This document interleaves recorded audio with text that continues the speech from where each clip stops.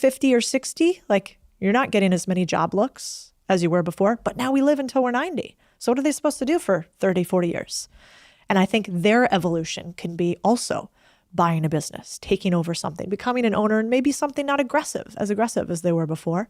And then I think the third avatar are humans who kind of got sold pipe dreams over the last couple of years. Like if I buy 472 houses that pay me $100 a month profit, I'll finally become financially free. Well, it takes a lot of cash to do that. Or, if I have NFTs on the side, or if I go into the stock market on the side, all of which aren't rigged games exactly, but are meant to just beat inflation. And so that third group of people might like what they're doing. They just need something else on the side that's a little bit of a safety net, because I don't think our safety nets will be around by the time we need them. And you've been through your own journey from the corporate world to working in finance, working as a journalist, to where you are now. Which one of those avatars did you represent? Well, I was definitely a working John. So that would have been the first one. When I was in finance, I was doing well, but I definitely felt trapped. I mean, I was all those things.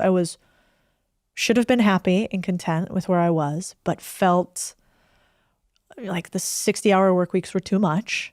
And I didn't really like the culture of the company that I was working for. I had a lot of respect for the CEO, but I didn't really fit. But I was too scared. I'm like a little bit of a scaredy cat. I'm not one of those entrepreneurs like our mutual friend Alex, who just was like, burn the bridges, I'll sleep on the couch, I'll sell it all. That's just not me. It's too scary. And so I needed something where I could have like a soft landing. I could stair-step my way out of a corporate job. So I started buying these small businesses with the idea that maybe one day they could just meet my costs. And then I realized, oh God, I'm thinking so small. This could be way bigger than what anybody else could pay me. But I was a working John, for sure.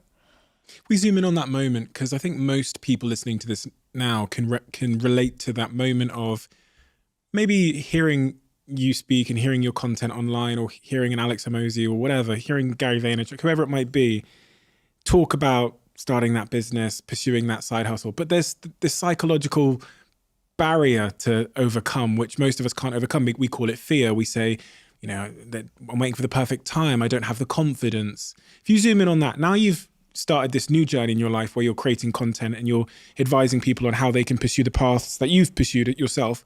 What have you come to learn about what holds us back in that moment, and the maybe the falseness of the stories we tell ourselves? You described it as being a scaredy cat. Yeah. At least for myself, what I'll say is, daughter of immigrants, who thought that what I had achieved was the pinnacle, people that I love more than anybody in the world. And maybe that's similar for a lot of people listening. The people who love you, they want what's best for them, typically, which is that you're safe, you're secure, everything's okay. They don't really want what's quote unquote best for you, because that's actually the scary thing. Real growth happens when you take huge risks and you potentially fail and you realize that you're not going to die. And so I realized that my loved ones were some of the reasons that were actually holding me back.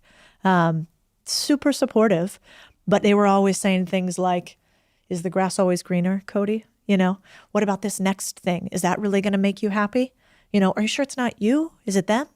And in some cases, they're right. I just have that ridiculous urge to keep growing and doing more. But that made me jump from 5 finance companies in like 10 years or something like that, because I thought it was the individual company. And I didn't realize, oh no, I'm just like unemployable. I want to work for myself. I'm not going to be great at being at somebody else's employee. But it was the stories that I heard again and again from my family, because they wanted to keep me safe. Very kind, but not right for me. So in your life, there comes a moment where you make this kind of peculiar decision. And I say peculiar because most people don't make the decision to start off-ramping from the corporate world, essentially. Yeah. You buy your first business, right? So you're in a job. Yep. And while you're in the job, you decide to buy a business. Yep. Did you have loads of cash when you did that? No. In fact. And why did you do it? What was the thought process that made you go, do you know what, that's a good idea? I think it's usually triggered from some sort of pain. Like at that time, I was fighting a little bit with the CEO of the company that I was working in. And they really wanted me to they wanted me to run this business that I'd taken from zero to a couple billion in assets under management. And they wanted me to continue running it, but I started getting press and stuff started happening because we had this growth. And they wanted me to do it really quietly. And not as much the CEO, but some of the other managing directors. I was by far the youngest. I was the only female. And, that company was wild. But they basically, in many ways, were like, you need to do it our way. And I was like, well, your way didn't get you to this couple $1 billion under management. It works great for you guys over here, but it didn't